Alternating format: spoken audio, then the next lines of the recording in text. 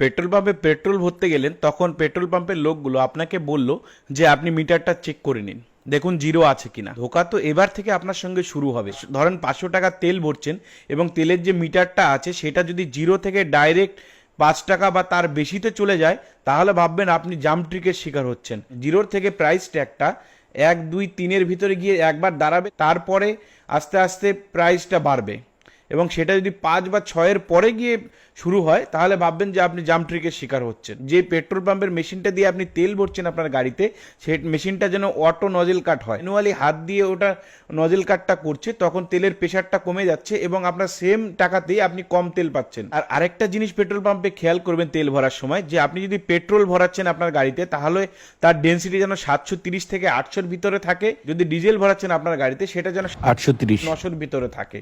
তাহলে ভাববেন যে এই তেলটা ভালো তেল আছে এবং তেলের সঙ্গে কিছু মেশায়নি। কোনো পেট্রোল পাম্পে এই 3 ধরনের যদি অসুবিধা দেখতে পান, তাহলে সেই পেট্রোল পাম্প থেকে না তেল ভরিয়ে সামনের আশেপাশে কোনো পেট্রোল পাম্প থেকে ভরান। এই পেট্রোল পাম্প সম্পর্কে আপনার কমপ্লেন করতে হয়, ওপরের দেওয়া টোল ফ্রি নাম্বারে কমপ্লেন করুন। যদি আপনার কমপ্লেনটা সঠিক পাওয়া যায়, তাহলে পেট্রোল পাম্পগুলোর লাইসেন্স ক্যান্সেল হয়ে যাবে। অর্থাৎ ভিডিওটা কেমন লাগলো কমেন্ট করে জানিও। আর ভিডিওটা যদি ভালো লেগে থাকে তাহলে লাইক, কমেন্ট, শেয়ার করো।